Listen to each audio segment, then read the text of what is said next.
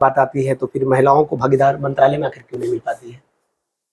देख महिलाओं की भागीदारी ज्यादा थी उसमें, लेकिन जब नवादा की चित्रघट्टी में एक घटना घटा, वहां दलित महिला को पीट पीट कर मार दे, लेकिन आपके पार्टी के कोई नेता संतावना देने तक लाजमी नहीं समझे वहां हमें जाने नहीं लगता है। मैं प्रिंस और आप देख रहे हैं टाइम्स ऑफ नवादा। अभी मैं नवादा में हूँ और हमारे साथ राजद के महिला प्रदेश अध्यक्ष रितु जायसवाल जी हैं। आज उनका नवादा आगमन हुआ, नवादा में प्रोग्राम था और यहाँ पे आए हुए हैं, तो उनसे बात करेंगे कि आखिर नवादा आने का उद्देश्य क्या है।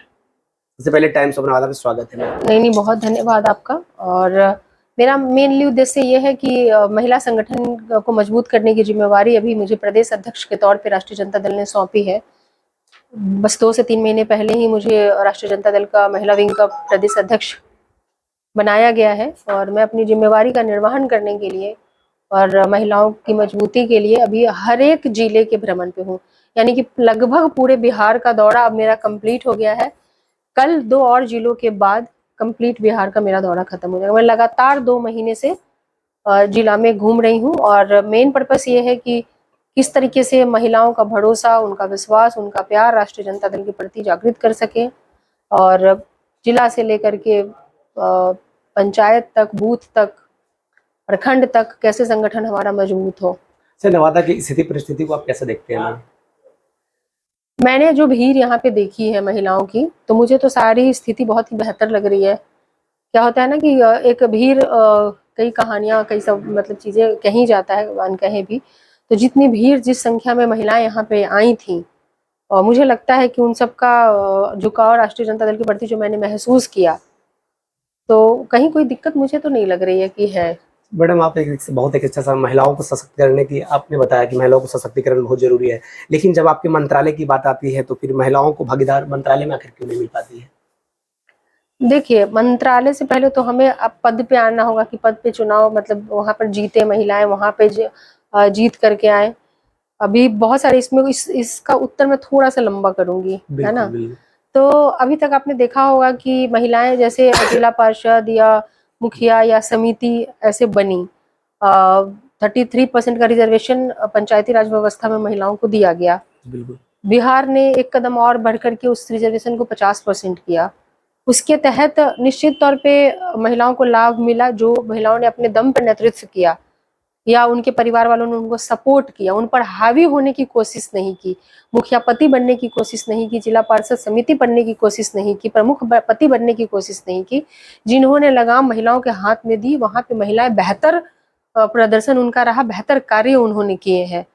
और तो मुझे लगता है कि इस चीज को वो कहीं ना कहीं एक लेवल पे जाके खत्म हो गई। उनको वो पार्टिसिपेशन सदन तक या विधानसभा तक नहीं मिल पाया, क्योंकि उनको आगे का कहीं ना कहीं था कि वो महिला रिजर्वेशन नहीं होने की वजह से वो उनको आगे का नहीं मिल पाता रहा। उनकी वो जो उनको आरक्षण मिला पंचायती राज में, वो प्रखंड लेवल तक और जिला परिषद लेवल तक जाकर के वो खत्म हो गया। काफी दिनों से अवेटेड था कि महिला आरक्षण बिल जो है वो आए, मिले, महिलाओं को रिजर्वेशन मिले ऊपर के चुनाव के लिए। महिला का आरक्षण का बिल आया, लेकिन वो बिल्कुल वैसे रहा कि आपके सामने मैंने थाली बढ़ाई लड्डू भर के और फिर आपके मुंह में डालने से पहले हमने छीन लिया कि ये अभी के लिए नहीं है, ये बाद के लिए है। तो भैया, जब अभी के लिए नहीं था तो सामने लाए क्यों? सिंपल सा सवाल है। जब ये अभी के लिए नहीं है तो सामने में लेकर के आए क्यों? खाने के लिए सामने में लाए हो तो अभी दो। तो ये सीधा सीधा बीजेपी वालों को पता है, भाजपा को पता है कि उनकी दाल जो है वो गलने वाली नहीं है। जिस तरीके से उनकी कहीं ना कहीं से एक प्रतिष्ठा धूमिल हुई है ना, लोगों का, महिलाओं का भरोसा उन पर खत्म हुआ। मणिपुर की जो घटना घटी, महिला रेसलर्स के साथ जो घटना घटी, तो उनको लगा कि हम तो अब बैकफुट पे भी जा रहे हैं, महिलाओं के मामले में भी वो बैकफुट पे हैं। तो अब कैसे महिला वोट को साधा जाए, तो क्यों ना एक ऐसा लड्डू लाओ जो ललचा तो दे लेकिन फिर उसको खींच लो।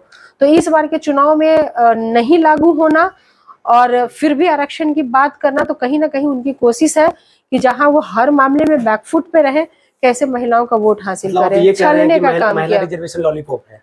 हाँ, लॉलीपॉप है, लड्डू है, दिखावे का। तो मैम, तो फिर वो 3 तलाक जो है भाजपा ने खत्म किया, इसको आप क्या कर सकते हैं? महिला को सशक्तिकरण बनाने की कोशिश नहीं किया गया? देखिए, हम 2 चीज, कई बातें, पहले हम अगर आरक्षण पे बात करें तो हम पहले आरक्षण को कंप्लीट कर लें। एक तो चलो मान लो आप कहोगे, आपका सवाल ये भी हो सकता है कि बिल जो है वो लागू बन तो गया, अब कल हो परसों हो तरसों हो लागू तो हाँ, होगा ही। वही तो लागू तो हो उसमें गया। कहीं ना कहीं से जो इनजस्टिस हुआ, आप देखेंगे कि जब रिजर्वेशन आया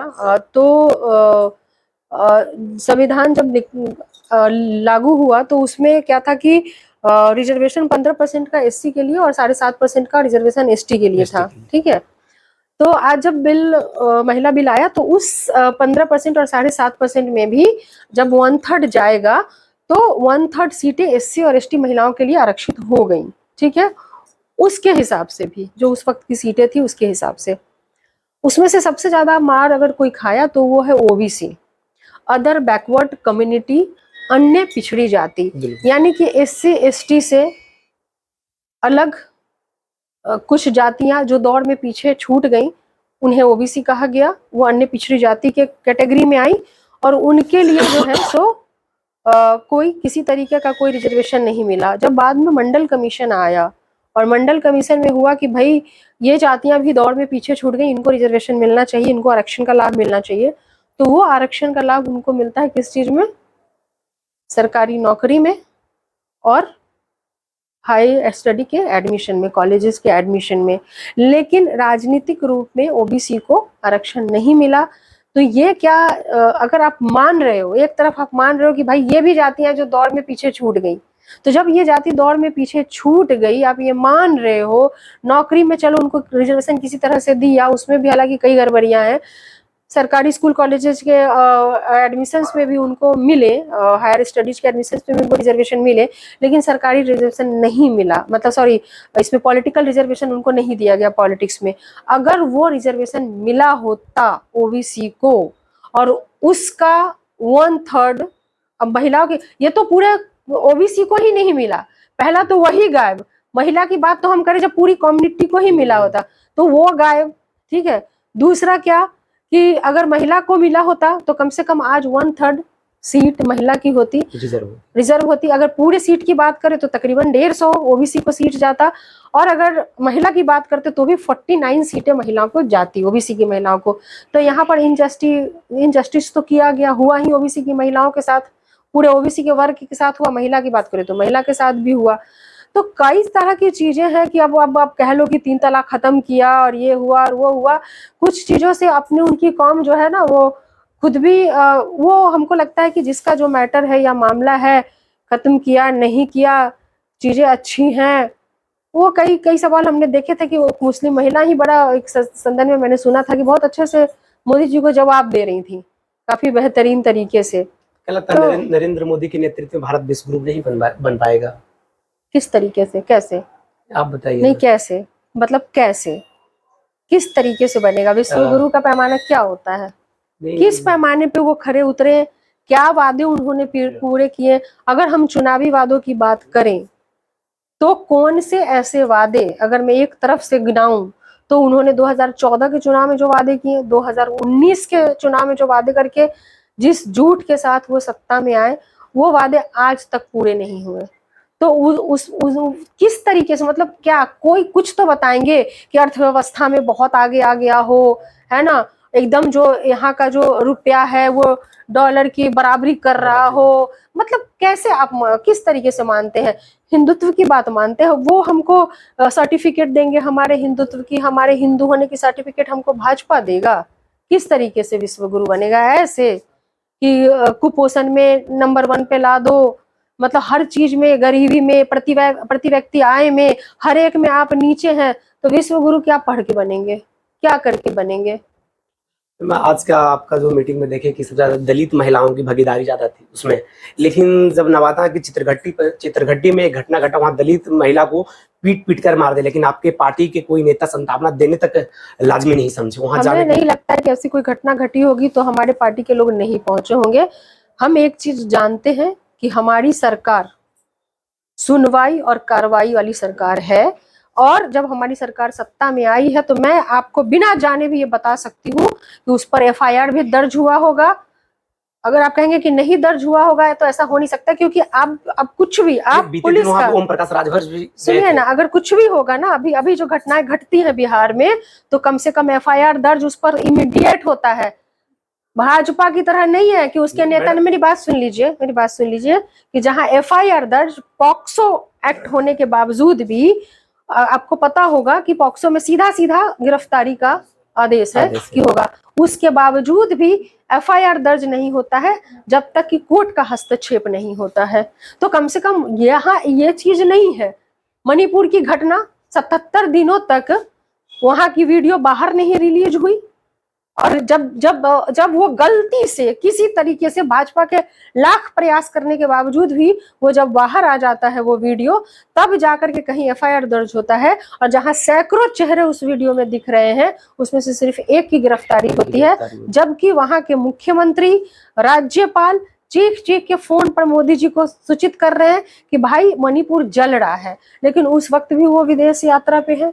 तो ऐसे मणिपुर को जला के विश्व गुरु बनाएंगे, ऐसे महिला रेसलर्स को अपमानित करके विश्व गुरु बनाएंगे, या किस तरीके से? कुछ तो बताएं कि किस तरीके से। आप बात को घुमा रहे हैं। मैं नवादा की बात कर, चित्रघट्टी का मामला कि वहाँ आपके पार्टी तो मैंने सिर्फ यही बोला, दलित महिला को जब मृत्यु हुआ तो कोई पार्टी की संतावना देने नहीं पहुंची। इस बात को आप कैसे देखते हैं? वो अगर आप यहाँ पर जिला अध्यक्ष से बात करें, पूछे, मुझे लगता है कि घटना घटी है तो वहां पर पहुंचे होंगे, ठीक है। और अगर नहीं पहुंचे होंगे, पुलिस जरूर पहुंची होगी, एफआईआर जरूर दर्ज हुआ होगा। जिनका ये काम है, पुलिस अपना काम कर रही है। ऐसा नहीं है कि यहाँ पर किसी चीज को वायरल होने से रोका जाता है या एफआईआर नहीं होता है जब तक कि हाई कोर्ट या सुप्रीम कोर्ट का आदेश नहीं होता। तो ये चीजें बिहार में नहीं है। तो हम कह रहे हैं अगर पहुंचा हो या नहीं पहुंचा हो, पुलिस ने फिर भी अपना काम किया होगा। जिसका काम है क्राइम कंट्रोल करना, जिनका काम है वो देखना, वो वहां पे जरूर पहुंचे होंगे, पुलिस वहां पे जरूर पहुंची होगी। ओम प्रकाश राजभर जी ने वहां पहुंचकर एसपी से बात किया था। मैं वहां पे प्रेजेंट में था जिस दिन पीट कर हत्या कर मैं पोस्टमार्टम में हॉस्पिटल में था। उसके बाद भी मैं वहां गया हूँ ग्राउंड रिपोर्टिंग करने के लिए। पोस्टमार्टम हुआ ना, पोस्टमार्टम हुआ तो एफआईआर दर्ज हुआ होगा। बिल्कुल। तो पोस्टमार्टम हुआ इसका मतलब है कि एफआईआर दर्ज हुआ। तो एफआईआर दर्ज हुआ ना, पुलिस अपना काम तो कर ही रही होगी ना। पार्टी के पदाधिकारी दलित को घर संतावना देने के लिए क्यों नहीं, हमें इस बात की जानकारी नहीं है तो हम बोल नहीं पाएंगे कि नहीं गए या गए या क्या हुआ। हम बोल दे कि अच्छा नहीं गए, और हम यहाँ से उठ के गए तो पता चला मेरे पार्टी के 4 लोग आकर के बोले कि मैडम हम तो गए थे, तो हम तो अभी यहाँ के इस घटना से अनभिज्ञ हैं, हमें तो इसकी जानकारी नहीं है। मैं अभी आपके बोल दूं अच्छा नहीं गए थे क्या, और मैं जैसे ही उठ करके जाऊं 4 लोग आ जाएगी मैडम हम गए थे, अब तो अपडेटेड ही नहीं है, तो भैया हम सही में नहीं है, क्योंकि हम अभी जिस तरीके से अपना घूम रहे हैं तो हमें नहीं जानकारी है इस चीज की। लेकिन इतना जरूर है कि जिसका काम है पहुंचने का, पुलिस वहां पहुंची भी होगी, एफआईआर दर्ज भी होगा, और कानून के तहत जो दोषी होगा उसको सजा भी मिलेगी। यहाँ पे बचाने का काम नहीं होता है, ये बेफिक्र रहिए आप। ठीक है।